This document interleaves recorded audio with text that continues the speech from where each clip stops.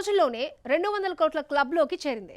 రామ్ చరణ్ కెరియర్లో మరొక భారీ హిట్గా నిలుస్తోంది అనే టాక్ వినిపిస్తోంది. కానీ ఇంత పెద్ద విజయం సాధించిన టాలీవుడ్ స్టార్ హీరోలు, సినీ సెలబ్రిటీలు ఎందుకు మౌనం పాటిస్తున్నారు?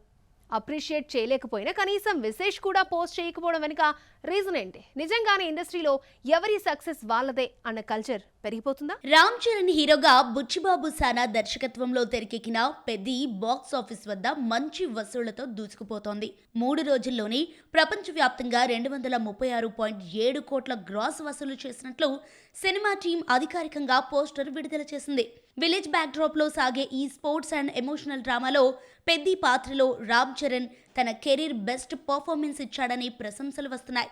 ముఖ్యంగా చివరి అరగంట క్లైమాక్స్, ఏఆర్ రెహమాన్ సంగీతం సినిమాకు ప్రధాన బలాలుగా నిలిచాయని ప్రేక్షకులు చెబుతున్నారు. అయితే సినిమా సక్సెస్ తో పాటు ఇప్పుడు మరో చర్చ సోషల్ మీడియాలో వైరల్ అవుతోంది. అదే టాలీవుడ్ సెలబ్రిటీల మౌనం. గతంలో ఒక స్టార్ హీరో సినిమా హిట్ అయితే ఇతర హీరోలు, దర్శకులు, నిర్మాతలు సోషల్ మీడియా వేదికగా అభినందనలు చెప్పటం కామన్ గా కనిపించేది. కానీ పెద్ది విషయంలో అది కనిపించటం లేదు. చిన్న చిన్న లోపాల వల్ల పెద్దికి బ్లాక్ బస్టర్ టాక్ రాకపోయినా ఆడియన్స్ నుంచి పాజిటివ్ రెస్పాన్సే వస్తోంది. అయినా 3 రోజుల్లో 200 కోట్ల మార్క్ దాటింది.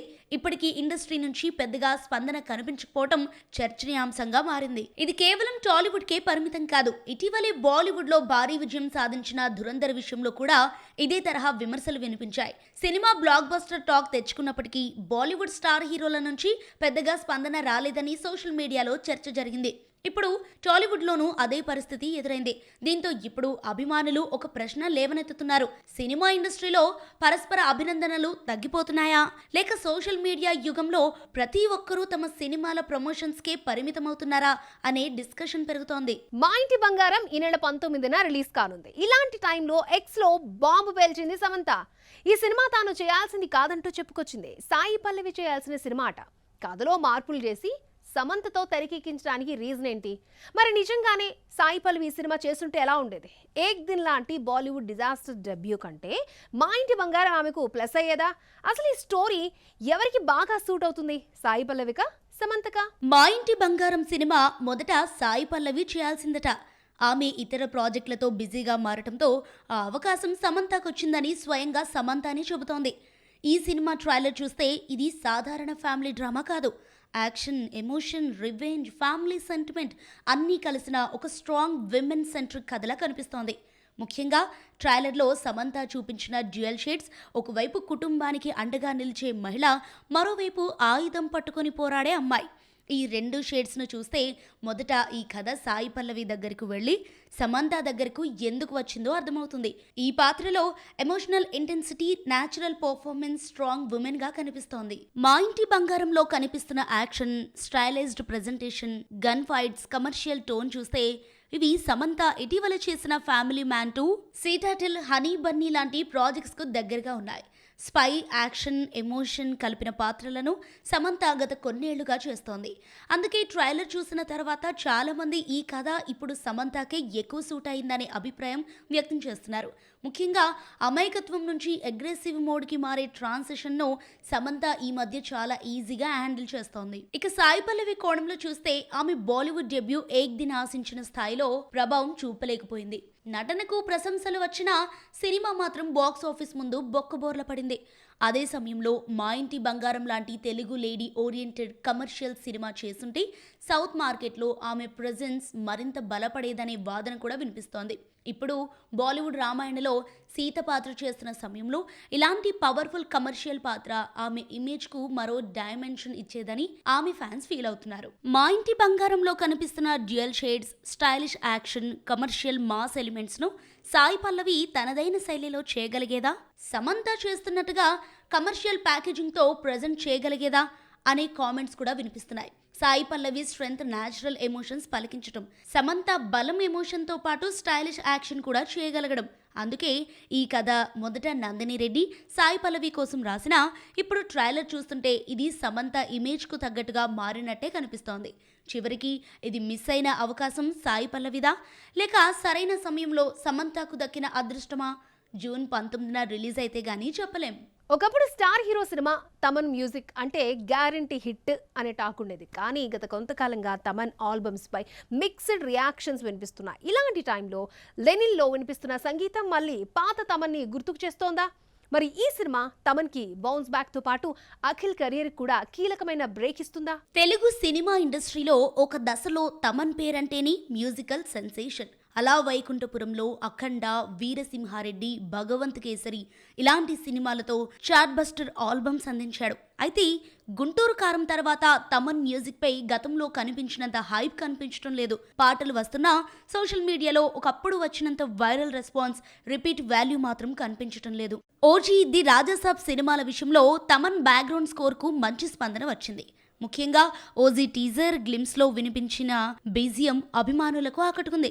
కానీ ఆల్బమ్ పరంగా మాత్రం తమన్ నుంచి అభిమానులు ఆశించిన స్థాయిలో మ్యూజికల్ ఇంపాక్ట్ కనిపించలేదనే టాక్ నడిచింది. అయితే లెనిన్ విషయంలో పరిస్థితి కొంచెం భిన్నంగా కనిపిస్తోంది. ఇప్పటికే విడుదలైన సోలో ఆఫ్ లెనిన్, జట్టా ఎట్టా, వారేవా వారేవా పాటలు మెలోడీ, మాస్, ఎమోషన్ అనే 3 వేరియేషన్స్ లో ప్రేక్షకులను ఆకట్టుకుంటున్నాయి. ముఖ్యంగా ఈ పాటలో వినిపిస్తున్న తమన్ సిగ్నేచర్ స్టైల్ అభిమానులకు మళ్లీ పాత రోజులను గుర్తు చేస్తోందని కామెంట్స్ వస్తున్నాయి. లెనిన్ సినిమా తమన్కే కాదు, హీరో అఖిల్ అక్కినేనికి కూడా అత్యంత కీలకంగా మారింది. కెరీర్ స్టార్టింగ్ నుంచి సరైన కమర్షియల్ బ్లాక్ బస్టర్ కోసం ఎదురు చూస్తున్న అఖిల్కు ఏజెంట్ తర్వాత లెనిన్ కీలక ప్రాజెక్ట్. లెనిన్ టీజర్లో కనిపించిన మాస్ అవతార్, యాక్షన్ ఎలిమెంట్స్తో పాటు ఇప్పుడు పాటలకు వస్తున్న పాజిటివ్ రెస్పాన్స్ సినిమాపై అంచనాలను పెంచుతోంది. ముఖ్యంగా మాస్ హీరోగా అఖిల్ను కొత్త కోణంలో ప్రజెంట్ చేయడంలో సంగీతం కూడా కీలక పాత్ర పోషిస్తోందని సినీ విశ్లేషకులు భావిస్తున్నారు. అఖిల్ సరసన భాగ్యశ్రీ బోర్సే నటిస్తున్న లెనిన్ జూన్ 26న ప్రేక్షకుల ముందుకి రానుంది. లెనిన్ తర్వాత కూడా తమన్ చేతిలో భారీ ప్రాజెక్టులున్నాయి. కొరియన్ కనకరాజ్, ఆదర్శ కుటుంబం, అలాగే బాలీవుడ్ స్టార్ సల్మాన్ ఖాన్ నటించనున్న SVC 63 ఇలాంటి పాన్ ఇండియా చిత్రాలకు సంగీత దర్శకుడిగా పనిచేస్తున్నాడు. అంటే ఇండస్ట్రీలో తనపై టాలీవుడ్ మేకర్స్ కి అదే స్థాయి నమ్మకం ఉందని అర్థమవుతోంది. ఇప్పుడు లెనిన్ ఆల్బమ్ పూర్తి స్థాయిలో హిట్ అయితే తమన్ పై వచ్చిన విమర్శలకు సమాధానం దొరికినట్టే. అదే సమయంలో అఖిల్ కి కూడా ఎంతో కాలంగా ఎదురు చూస్తున్న సక్సెస్ కి ఈ ఆల్బమ్ బెస్ట్ సపోర్ట్ గా నిలవచ్చు. సినిమాల్లో హీరోయిన్లపై జరుగుతున్న అశ్లీల జూమిన్స్, మార్ఫింగ్ వీడియోలపై స్టార్ హీరోయిన్స్ ఎందుకు సీరియస్ అవుతున్నారు? లేటెస్ట్ గా హీరోయిన్స్ ని కాదు, సిస్టమ్ ను ప్రశ్నించాలంటూ ఆషికా రంగనాథ్ చేసిన కామెంట్లు ఎందుకు వైరల్ అవుతున్నాయి?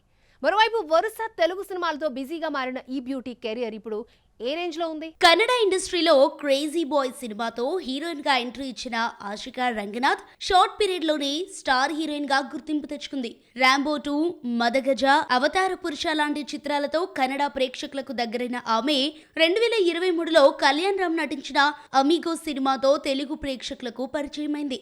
ఆ తర్వాత నా సామి రంగలో నాగార్జున సరసన నటించి మరింత పాపులారిటీ సంపాదించింది. అందం, అభినయం, డాన్స్లతో పాటు స్క్రీన్ ప్రెజెన్స్ తో కూడా ఆషికా ప్రత్యేక గుర్తింపు తెచ్చుకుంది. రీసెంట్ గా రిలీజ్ అయిన ఆషికా రంగనాథ్ సినిమా భర్త మహాశైలకు విజ్ఞప్తి. ఈ సినిమా రిజల్ట్ రివర్స్ అయిన ఆషికా నటనకు మంచి మార్కులే పడ్డాయి. మరోవైపు ఆ మధ్య సినిమాల్లో హీరోయిన్లపై జరుగుతున్న అశ్లీల జూమిన్స్, ఫోటో మార్ఫింగ్, సోషల్ మీడియాలో జరిగే ట్రోలింగ్లపై రుక్మిణి వసంత్, ఆషికా రంగనాథ్ ఘాటుగా స్పందించారు. ఈవెంట్స్ లో హీరోయిన్ల మీదకు జూమిన్ చేస్తున్న కెమెరామెన్స్ మీద అసంతృప్తి వ్యక్తపరిచారు. ఫోటోలను అసభ్యకరంగా ఎడిట్ చేసి వైరల్ చేయటం ఒక ఫోటో భూతం లాంటిదని ఆషికా అభిప్రాయపడింది. ఇలాంటి చర్యలు నటీమణుల వ్యక్తిగత గౌరవాన్ని దెబ్బతీస్తాయని, వాటిని కట్టడి చేయాల్సిన అవసరం ఉందని తన అభిప్రాయం వ్యక్తపరిచింది. ఇప్పుడు లేటెస్ట్గా పెద్దిలో జాన్వీ కపూర్ మీద వస్తున్న విమర్శల మీద కూడా స్పందించింది. సినిమాల్లో హీరోయిన్స్ను కేవలం గ్లామర్ పాత్రలకే పరిమితం చేయటం సరైంది కాదని, నటీమణులను విమర్శించే బదులు అలాంటి పాత్రలు రాసే వ్యవస్థను ప్రశ్నించాలని ఇన్స్టాలో రాసుకొచ్చింది. ప్రస్తుతం కెరీర్ పరంగా కూడా ఆషికా రంగనాథ్ ఫుల్ బిజీగా ఉంది. మెగాస్టార్ చిరంజీవి విశ్వంభరలో కూడా కీలక పాత్ర పోషిస్తోంది. అలాగే కార్తీ నటిస్తున్న పాన్ ఇండియా మూవీ సర్దార్ 2లోనూ ఆమె హీరోయిన్ గా నటిస్తోంది. కన్నడ, తెలుగు, తమిళ భాషల్లో వరుస అవకాశాలు అందుకుంటున్న ఆషిక ఇప్పుడు సౌత్ ఇండియాలో బిజీ హీరోయిన్ల జాబితాలో తన స్థానాన్ని బలపరుచుకుంటోంది. ఒకవైపు గ్లామర్తో ఆకట్టుకుంటూనే మరోవైపు మహిళల సమస్యలపై తన గొంతు వినిపించడం ఆమెకు ప్రత్యేక గుర్తింపును తీసుకొస్తుంది. బాక్సాఫీస్ లో అప్డేట్స్ ఏమన్నాయో చూద్దాం. మాస్ మహారాజా రవితేజ హీరోగా శివన్ నిర్వాణ దర్శకత్వంలో తెరకెక్కుతున్న ఇరుముడి సినిమా విడుదల తేదీని మేకర్స్ అధికారికంగా ప్రకటించారు. ఈ సినిమా 2026 ఆగస్టు 21న ప్రపంచవ్యాప్తంగా ప్రేక్షకుల ముందుకి రానుంది. ప్రియా భవానీ శంకర్ హీరోయిన్ గా నటిస్తుండగా జీవి ప్రకాష్ కుమార్ సంగీతం అందిస్తున్నాడు. విజయ్ దేవరకొండ, రష్మిక జంటగా రాహుల్ సంకృత్యాన్ తెరకెక్కిస్తున్న పాన్ ఇండియా చిత్రం రణబాలి షూటింగ్ శరవేగంగా జరుగుతోంది.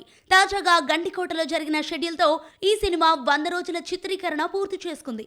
దాదాపు 90% టాకీ పాటు పూర్తయినట్లు మేకర్స్ ప్రకటించారు.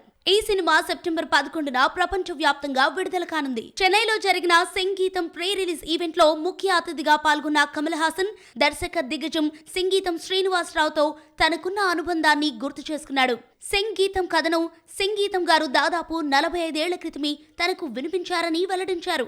స్టార్లుంటేనే పెద్ద సినిమా కాదు, గొప్ప ఆలోచన ఉంటేనే అది పెద్ద సినిమా అవుతుంది అంటూ జూన్ 11న రిలీజ్ కాబోతున్న సంగీతం చిత్ర బృందానికి శుభాకాంక్షలు అందించాడు. వెల్, ఇది వాంచి మన బాక్స్ ఆఫీస్. నెక్స్ట్ ఎపిసోడ్ లో మరిన్ని interesting movie updates and gossips తో మళ్ళీ కలుద్దాం. Till then, keep watching NTV.